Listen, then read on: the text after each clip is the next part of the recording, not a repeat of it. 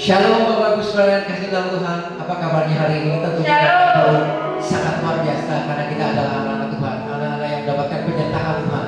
Kami percaya di dalam segala keterbatasan pada saat ini, lawatan Tuhan pasti akan terjadi, jamahan Tuhan pasti akan terjadi. Selamat bertemu kembali di dalam ibadah online pada hari Minggu tanggal 18 Juni 2021. Kami percaya Bapak Ibu sudah mempersiapkan hati Bapak Ibu Saudara sekalian untuk kita masuk dalam ibadah pada saat ini. Kami percaya juga jamahan Roh Kudus akan menjamah mungkin bagi Bapak Ibu Saudara yang belum mengenal akan Tuhan kita Yesus Kristus. Kami percaya lawatan Tuhan boleh terjadi bagi Bapak Ibu Saudara sehingga hati rohani Bapak Ibu Saudara terbuka untuk dapat melihat Tuhan satu-satunya Allah yang kami sembah, yang dapat menyelamatkan kita, yaitu Tuhan kita Yesus Kristus. Mari kita satukan hati kita di dalam doa.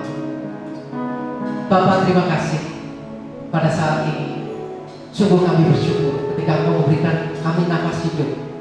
Ketika kami ada sampai saat ini, semua karena kemurahan, semua karena kebaikan. Di dalam segala keterbatasan pada saat ini, Bapa, kami percaya Engkau melawat menjamah setiap kami dimanapun kami saat ini berada. Dan kami percaya kuasa-Mu boleh dinyatakan. Terima kasih Bapa. Saat ini kami akan masuk di dalam ibadah. Biarlah kami boleh mempersembahkan ibadah kami yang terbaik. Dan biarlah semua yang kami lakukan hanya untuk menyenangkan hati-Mu. Di dalam nama dan kuasa Tuhan kami Yesus Kristus, mari kita semua yang percaya katakan amin. Haleluya. Terima kasih Tuhan.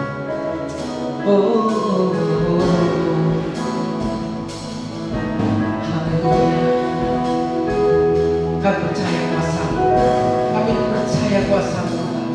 Kau nyatakan, Kau melawat setiap kami. Kami rindu hadirat-Mu Tuhan. Kami rindu jamahan. Haleluya. Terima kasih. Dengan segala kebaikan yang Kau berikan bagi kami. Lebih dari yang telah ku minta, lebih dari yang telah ku pikirkan, semuanya Engkau sediakan dalam hidupku. Tidak dapat aku mengukurnya Tuhan. Tidak dapat aku mengukurnya, atau dapat aku menghitungnya. Kebesaran kasih-Mu ya Tuhan yang Kau berikan. Katakan bersyukur padamu Tuhan. Bersyukur padamu, Kau Tuhan yang mengasihiku. Kau menjadikan hidupku,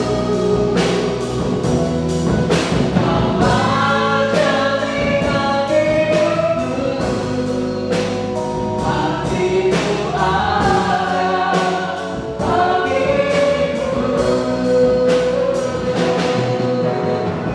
bagiku. Bersyukur padamu, Kau Tuhan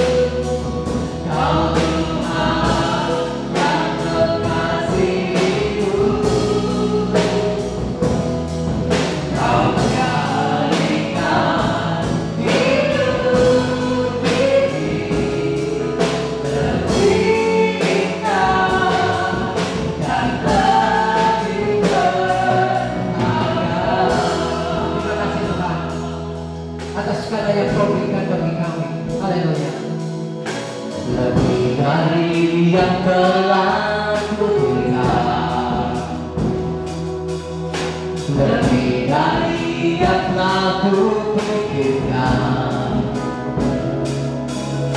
semuanya Engkau sediakan dalam hidupku. Terima kasih Tuhan.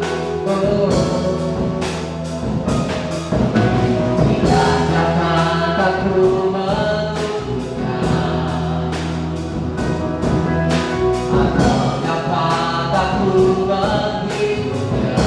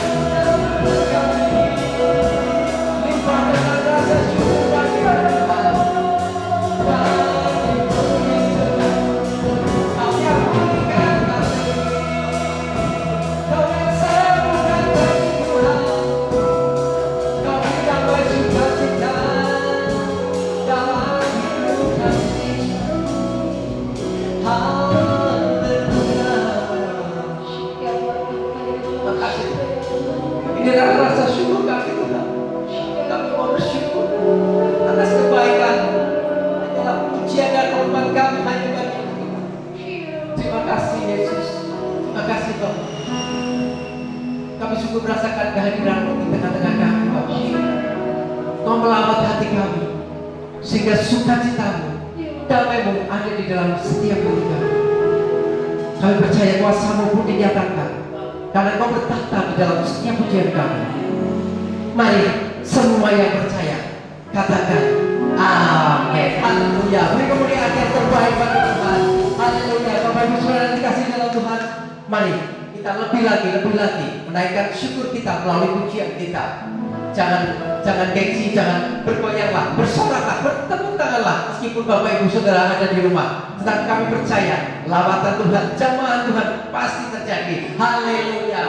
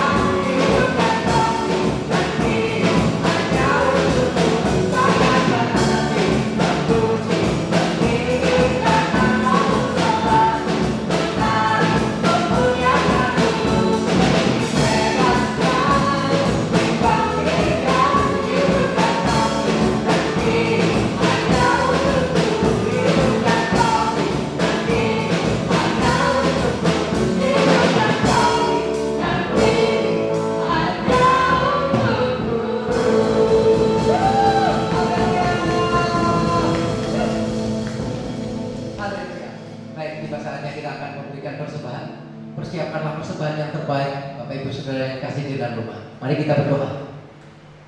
Bapa di dalam surga, kami ucap syukur ketika kami boleh datang kepadamu, tetapi kami tidak kedatangan hamba Bapa, tetapi kamu memberikan apa yang terbaik untuk kami persembahkan kepadamu. Biarlah kau melihat setiap hati kami Bapa, yang mau memberikan yang terbaik bagimu. Karena semuanya ketika kami boleh memberikan yang terbaik, itu akan menyenangkan hatimu.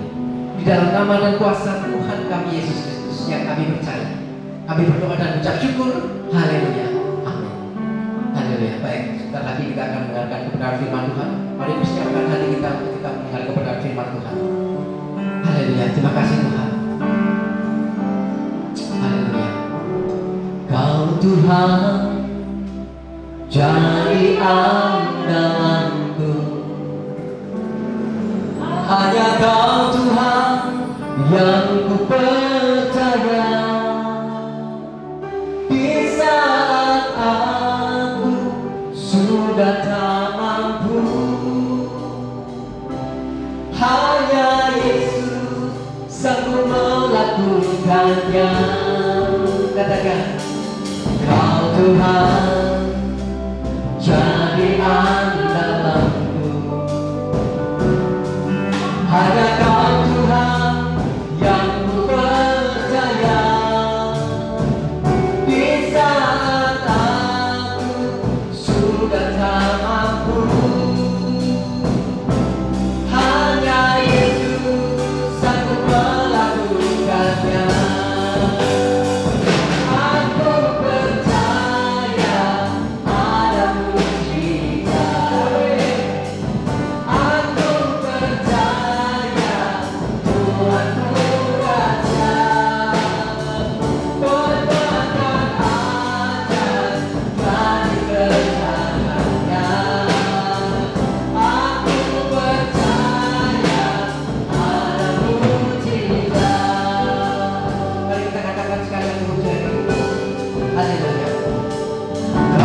Tuhan jadi andalanku, hanya Kau Tuhan yang ku percaya. Di saat aku sudah tak mampu, hanya Yesus sanggup melakukannya. Aku percaya ada mujizat. Aku percaya Tuhanku dahsyat, berbuatan ajaib dari kekayanya.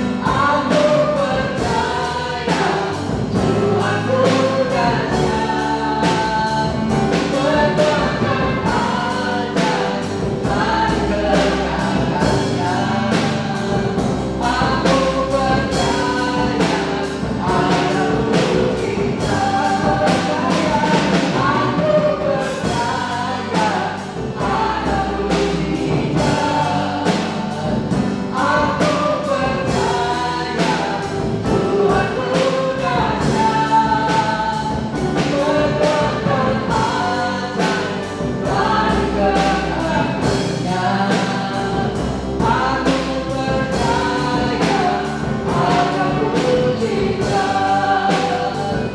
Aku percaya ada mujizat. Aku percaya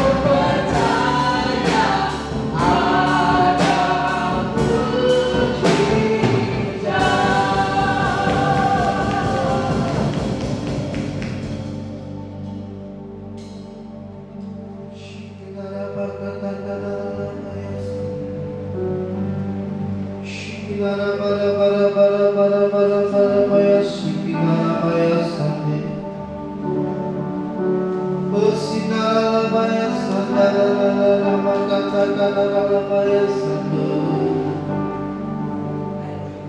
Haleluya, Yesus, haleluya. Kami sungguh bersyukur kebaikan-Mu Tuhan, karena kami percaya bahwa hanya Engkau saja yang kami sembah, karena kami yakin Engkaulah satu-satunya Tuhan penolong bagi hidup kami dalam segala situasi. Terima kasih Bapa, terima kasih Tuhan, berbicara atas kami. Kami siap diberkati, kami siap diubahkan, kami siap ditegur, kami siap diingatkan, supaya kami seturut dengan kehendak Bapa. Terima kasih, kami mengucap syukur dalam nama Tuhan Yesus. Haleluya, semua berkata amin. Tepuk tangan bagi Yesus.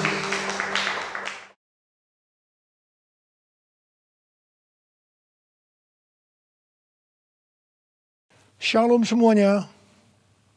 Kalau kita melihat Wahyu 2 ayat 1 sampai dengan 7, ini adalah pesan Tuhan Yesus kepada jemaat di Efesus. Tuhan Yesus berkata, "Aku tahu segala pekerjaanmu, baik jerih payahmu maupun ketekunanmu. Aku tahu bahwa engkau tidak dapat sabar terhadap orang-orang jahat. Ada yang menyebut dirinya rasul, tetapi sebenarnya mereka berdusta. Engkau tetap sabar dan menderita oleh karena namaku, dan engkau tidak mengenal lelah. Engkau juga membenci segala perbuatan pengikut-pengikut Nikolaus yang juga aku benci. Namun demikian, aku mencela engkau, karena engkau telah meninggalkan kasihmu yang semula. Sebab itu ingatlah betapa dalamnya engkau telah jatuh. Bertobatlah dan lakukanlah lagi apa yang semula engkau lakukan. Jika tidak demikian, aku akan datang kepadamu, dan aku akan mengambil kaki dianmu dari tempatnya, jikalau engkau tidak bertobat." Sesuai dengan penjelasan Alkitab penuntun hidup berkelimpahan, yang dimaksudkan dengan mengambil kaki dianmu, artinya menolak dan mengeluarkan dari dalam kerajaannya, yang berarti kehilangan keselamatan. Pesan Tuhan Yesus kepada jemaat di Efesus ini juga berarti pesan buat kita semua. yang dapat disimpulkan sebagai berikut. Kalau kita melihat apa yang dilakukan jemaat di Efesus untuk melayani pekerjaan Tuhan, itu sungguh luar biasa. Tetapi apapun yang mereka lakukan untuk melayani pekerjaan Tuhan, meskipun itu sungguh luar biasa, tetapi kalau tidak didasarkan kepada kasih yang semula, maka Tuhan akan berkata, betapa dalamnya engkau telah jatuh. Bertobatlah dan lakukan lagi apa yang semula engkau lakukan. Jika tidak demikian, maka engkau akan kehilangan keselamatan. Tetapi barang siapa menang, artinya kembali kepada kasih yang semula, maka akan diberi makan dari pohon kehidupan yang ada dalam taman Firdaus Allah, yang artinya akan masuk surga. Ini suatu peringatan yang tidak main-main dan sangat serius. Karena itu saya akan mengajak saudara untuk melihat diri kita. Mungkin kita kelihatan begitu rajin, tekun, sabar, mau menderita dalam melayani pekerjaan Tuhan. Pertanyaannya, apakah itu dilakukan dengan dasar kasih yang semula? Banyak orang yang kelihatan luar biasa dalam melayani pekerjaan Tuhan. Bukan karena didasarkan kepada kasih yang semula, tetapi karena kewajiban. Atau ada motivasi yang lain.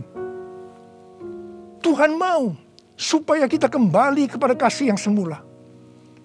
Kasih yang semula adalah kasih yang kita miliki pada waktu baru bertobat dan mengalami kelahiran baru.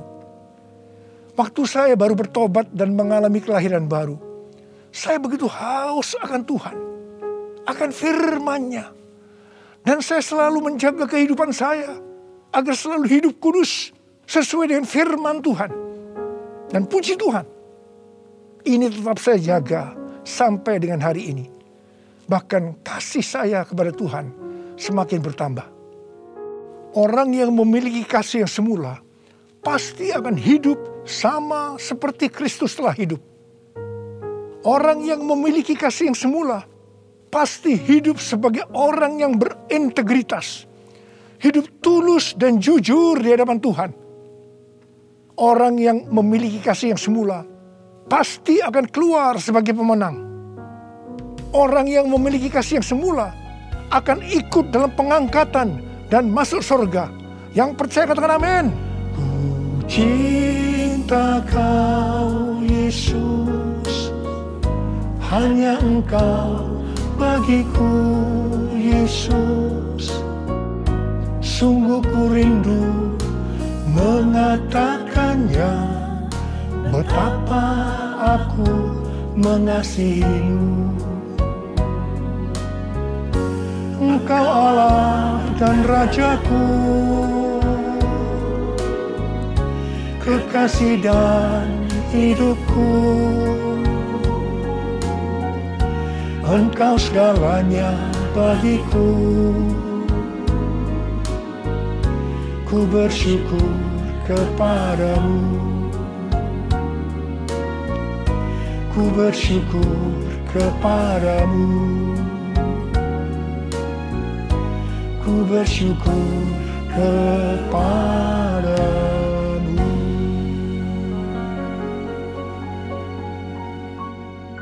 Pada waktu Tuhan Yesus ditanya oleh murid-muridnya tentang tanda kedatangannya kembali dan tanda kesudahan dunia ini, Tuhan Yesus menjawab dalam Lukas 21 ayat 11 bahwa salah satunya adalah penyakit sampar. Jadi COVID-19 ini adalah salah satu tanda dari kedatangan Tuhan Yesus kembali dan tanda kesudahan dunia ini. Awal tahun 2009, Tuhan berbicara kepada saya dengan sangat serius dari Wahyu 3 ayat 11 bagian A. Aku datang segera. Aku datang segera. Saya gemetar dan bertanya, Tuhan, apa yang akan Tuhan lakukan? Dan apa yang harus saya kerjakan? Lebih kurang 6 bulan kemudian, Tuhan baru menjawab pertanyaan saya dengan berkata, Aku akan mencurahkan rohku. Aku akan mencurahkan rohku. Pada saat aku mencurahkan rohku, akan terjadi seperti Yoel 2 ayat 28 sampai dengan 32. Akan ada 3 tanda yang terjadi. Tanda yang pertama, anak-anak, pemuda, orang tua akan dipakai Tuhan secara luar biasa. Tanda yang kedua, mujizat-mujizat akan terjadi secara luar biasa.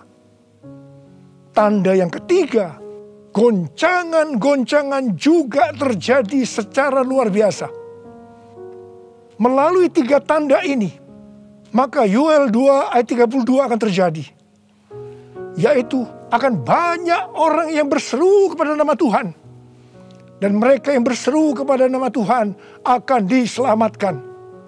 Jadi akan terjadi penuaian jiwa besar-besaran. Tahun 2013, Tuhan memberikan nama untuk pencurahan Roh Kudus ini adalah Pentakosta yang ketiga. Jadi salah satu tanda terjadinya Pentakosta yang ketiga adalah goncangan-goncangan. Sejak tahun 2009, hampir di setiap khotbah saya selalu mengingatkan tentang goncangan ini.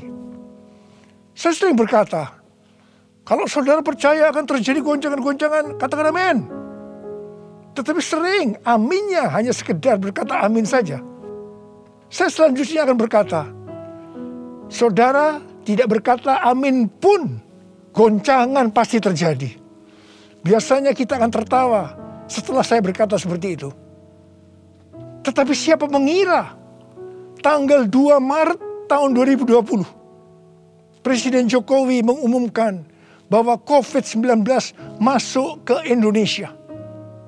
Mulai saat itu goncangan karena pandemi COVID-19 mulai terjadi dan sampai dengan hari ini belum selesai. Banyak orang yang khawatir, ketakutan, bosan, jenuh, depresi. Ada juga yang sakit dan tidak sedikit yang meninggal. Pandemi ini juga mengakibatkan terjadinya krisis ekonomi. Ditambah lagi hari-hari ini pandemi semakin ganas dengan adanya varian Delta yang membuat penularannya jauh lebih cepat. Yang paling penting yang harus kita lakukan dalam menghadapi pandemi ini adalah kita harus makin sungguh-sungguh untuk mempersiapkan diri kita dalam menyambut kedatangannya yang kedua kali. Sebab Tuhan Yesus sendiri berkata bahwa sampar dalam hal ini COVID-19 adalah salah satu tanda akan kedatangannya yang kedua kali. Karena itu, seperti pesan Tuhan Yesus kepada jemaat di Efesus, yang berarti ini juga pesan buat kita semua pada zaman ini, bahwa kita harus kembali kepada kasih yang semula. Sebab hanya orang yang memiliki kasih yang semula yang akan ikut dalam pengangkatan. Yang percaya katakan amin. Dalam masa pandemi ini, kita harus mengerti bahwa pencurahan Roh Kudus yang disebut dengan Pentakosta yang ketiga sedang terjadi. Dalam pandemi ini kita harus mengerti bahwa ini adalah masa penuaian jiwa yang terbesar dan yang terakhir dalam menyelesaikan amanat agung untuk menjadikan semua bangsa murid Tuhan Yesus. Dalam masa pandemi ini kita harus mengerti bahwa akan terjadi kebangkitan generasi Yeremia, yaitu anak-anak muda yang dipenuhi Roh Kudus, cinta mati-matian kepada Tuhan Yesus, tidak kompromi terhadap dosa, dan akan bergerak untuk memenangkan jiwa. Sucikan dan kuduskan hati ini untuk layak menghadap hadirat-Mu. Tubuh jiwa rohku kuserahkan padamu, ku menyembah-Mu. Tinggikan nama-Mu ya Tuhan, mulialah nama-Mu ya Tuhan. Tuhan, tiada lain seperti Engkau ya Allahku, besar kuasa-Mu. Tiada lain seperti Engkau ya Allahku, besar kuasa-Mu. Besar kuasa-Mu.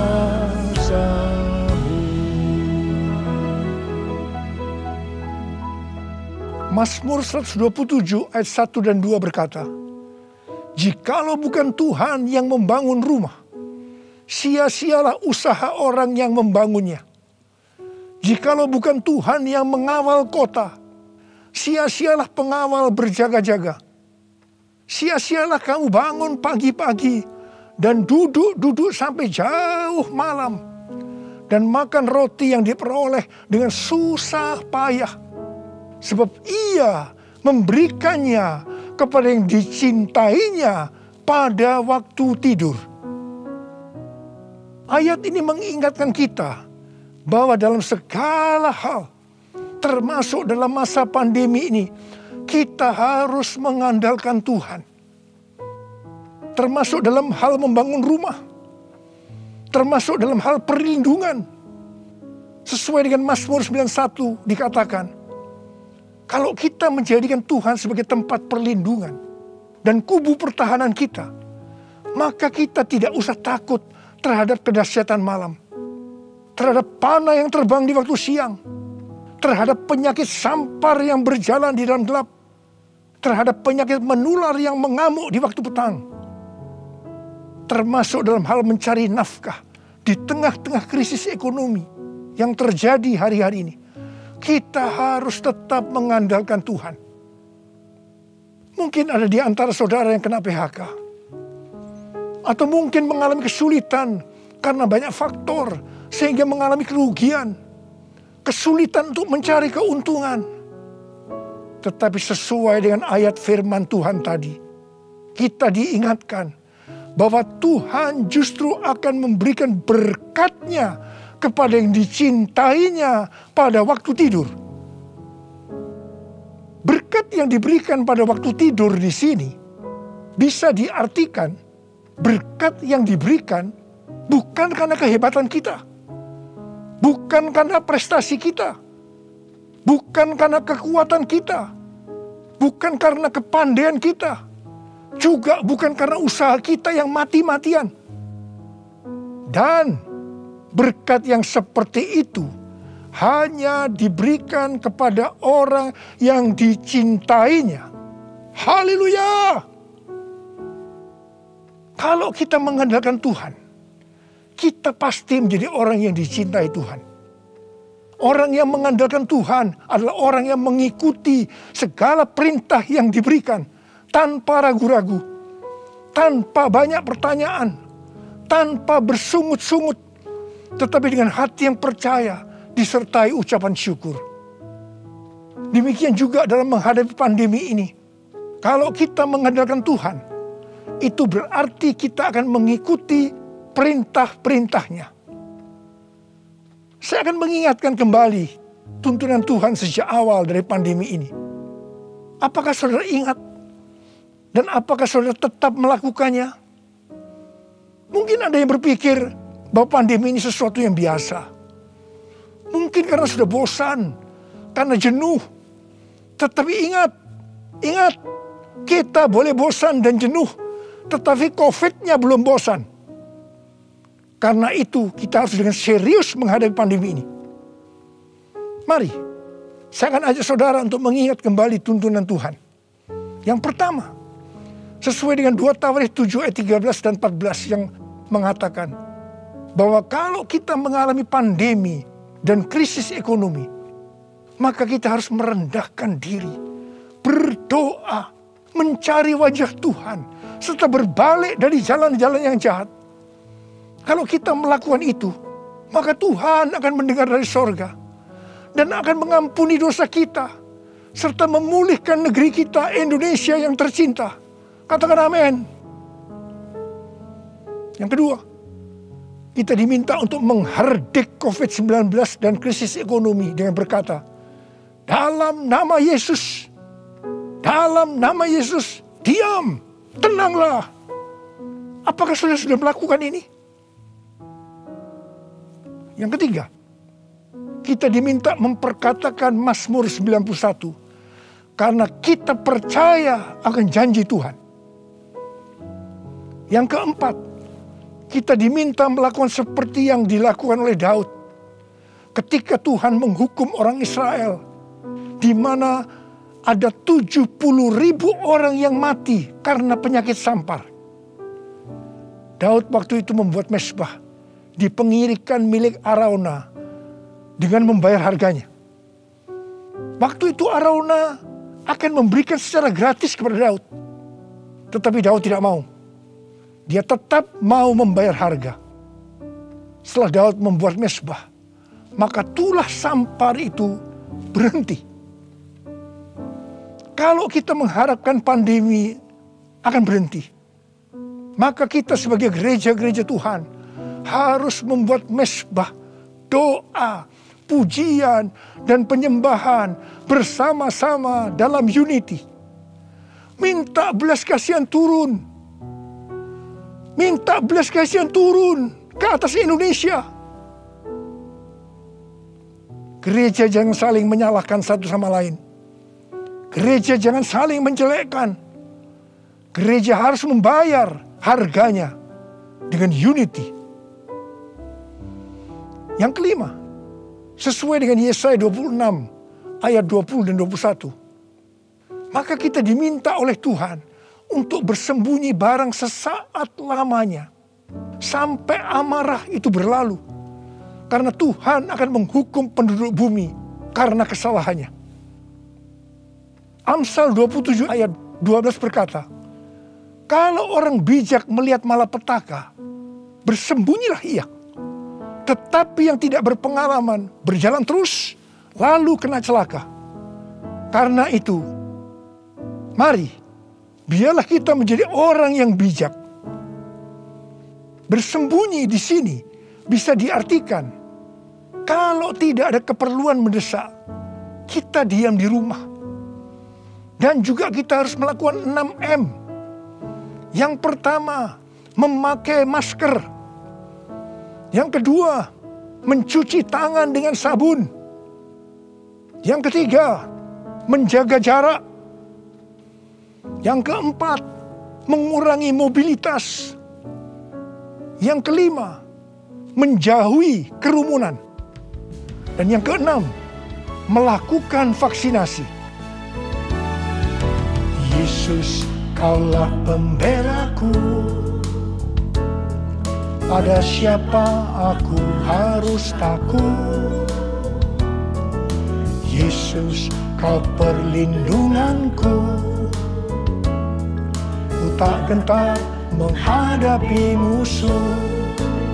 Sekarang tegaklah kepalaku, hadapi lawanku yang berada di sekelilingku, dan mulutku memuji, bermazmur bagimu, bersorak bagi kebesaran-Mu.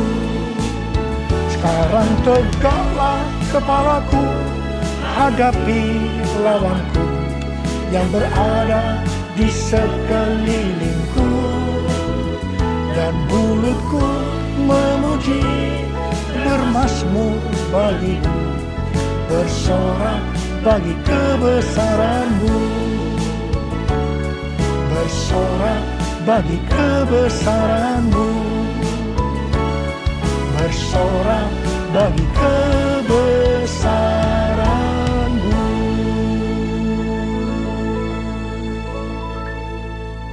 Pada tahun 1918 sampai 1920, pernah terjadi pandemi yang disebutkan dengan flu Spanyol. Kalau dibandingkan dengan COVID-19, dengan memakai data tanggal 29 Mei 2021, maka didapatkan hal-hal sebagai berikut. Yang pertama, jumlah infeksi. Flu Spanyol 2 tahun 500 juta orang. COVID-19 1 tahun 3 bulan. 162 juta. Jadi berarti ini relatif kecil. Yang kedua, jumlah kematian. Flu Spanyol diperkirakan risknya memang agak besar, 20 sampai 100 juta dalam waktu 2 tahun itu. Tapi COVID-19 1 tahun 3 bulan 3,52 juta. Berarti jauh lebih sedikit.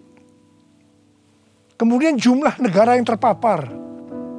Flu Spanyol kurang dari 50%. Tetapi COVID-19 hampir atau kalau bisa dikatakan 100%. Yang keempat, soal dampak ekonomi. Flu Spanyol tidak lebih buruk dari zaman depresi ekonomi global tahun 1930-an. Tetapi COVID-19 dikatakan yang terburuk sejak zaman depresi ekonomi global tahun 1930-an. Tergantung kapan pandemi berakhir.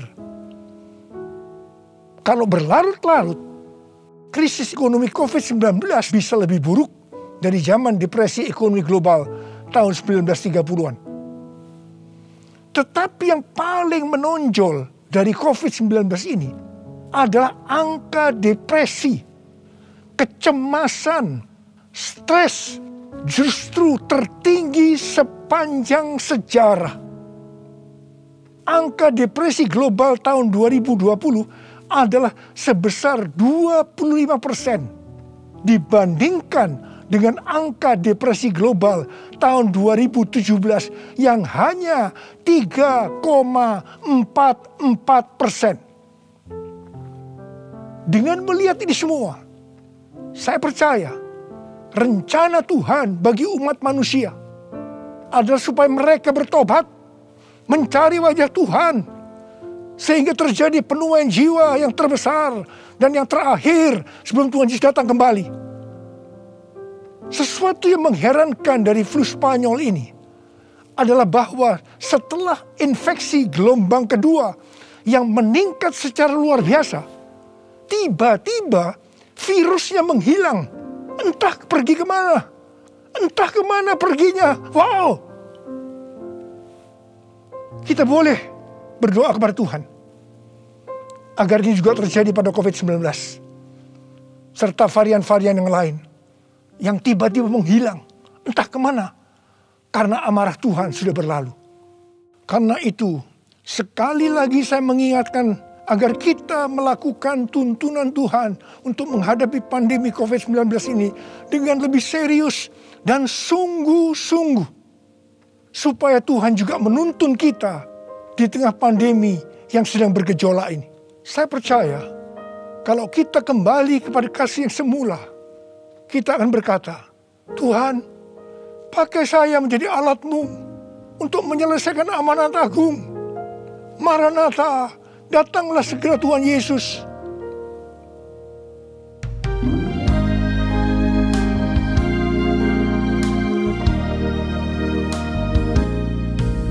Tuhan, ini aku, jadikanlah ku alat-Mu untuk memberitakan Injil-Mu. Tuhan, ini aku, jadikanlah ku hamba-Mu untuk melakukan firman-Mu. Penuhi hidupku dengan Roh-Mu, agar ku jadi saksi-Mu. Pakailah hidupku dan urapilah untuk kemuliaan nama-Mu, untuk kemuliaan nama-Mu, untuk kemuliaan nama-Mu. Urialaba syaralaba kana marabala bala bala bala bala. Oh ya la la bara bara bara bara bara bara bara bara. Oh ya la la bara bara bara bara bara bara. Ada berapa banyak di antara saudara yang berkata kepada Tuhan, Tuhan, ini saya Tuhan, ini saya Tuhan, pakailah saya menjadi alat-Mu untuk menyelesaikan amanat agung Tuhan Yesus. Saudara boleh angkat tangan saudara. Kau melihat anak-anak-Mu yang sedang mengangkat tangan Tuhan. Mereka siap Tuhan menjadi alat-Mu, pakai mereka untuk menyelesaikan amanat agung Tuhan Yesus. Uralah, terima pengurapan Tuhan, terima.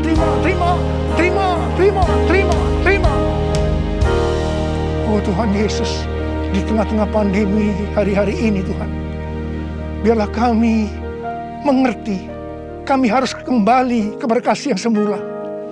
Tuhan, biarlah anak-anak-Mu mengerti akan hal ini. Mereka akan kembali kepada kasih yang semula ya Tuhan. Bapa-Mu berdoa buat mereka yang sekarang sedang terpapar dengan COVID-19 ini Tuhan. Mereka yang sekarang sedang mengalami krisis dalam ekonomi mereka. Tolong mereka Tuhan. Tolong anak-anak-Mu. Tolong mereka. Kasihanilah mereka Tuhan. Kasihani Indonesia. Kasihani Indonesia Tuhan. Kasihani Indonesia. Belas kasihan Tuhan turun ke atas kamu semua. Belas kasihan Tuhan turun ke atas Indonesia. Terima kasih. Terima kasih dalam nama Yesus. Dalam nama Yesus. Haleluya. Amin.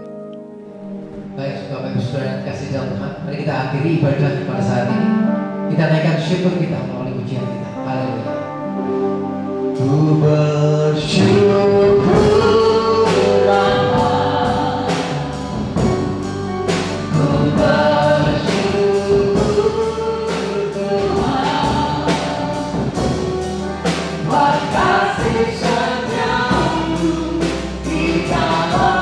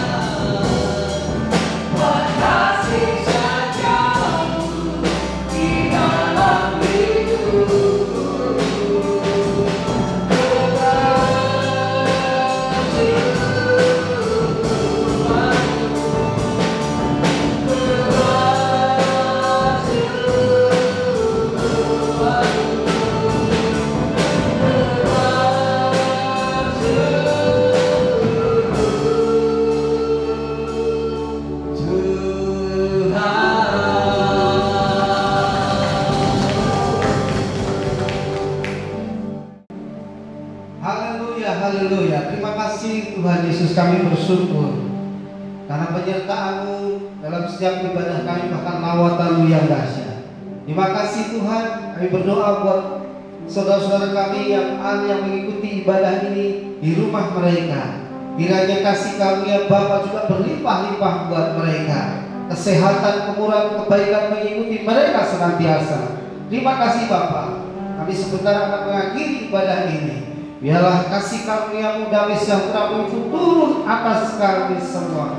Berkat dari Allah Bapa kita di surga, cinta kasih dalam Yesus Kristus Anaknya yang tunggal, serta penyertaan yang ajaib oleh kuasa Roh Kudus menyertai kita sekalian mulai hari ini sampai selama-lamanya. Diberkatilah kita semua di dalam nama Tuhan kita Yesus Kristus. Semua berkata amin.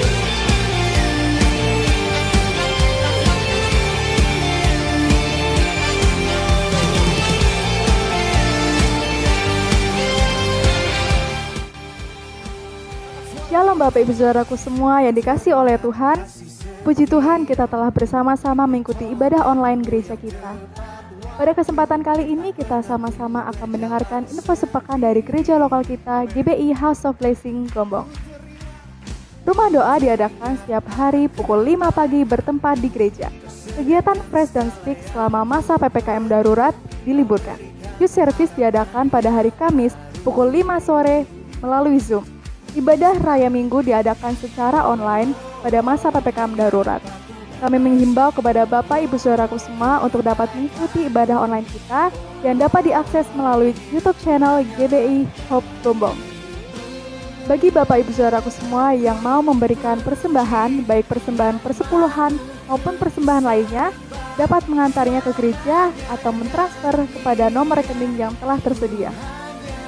Demikian pengumuman yang dapat kami sampaikan. Mari tetap taati protokol kesehatan dengan menjaga imun dan tetap percaya akan penyertaan Tuhan. Selamat berhari Minggu, Tuhan Yesus memberkati.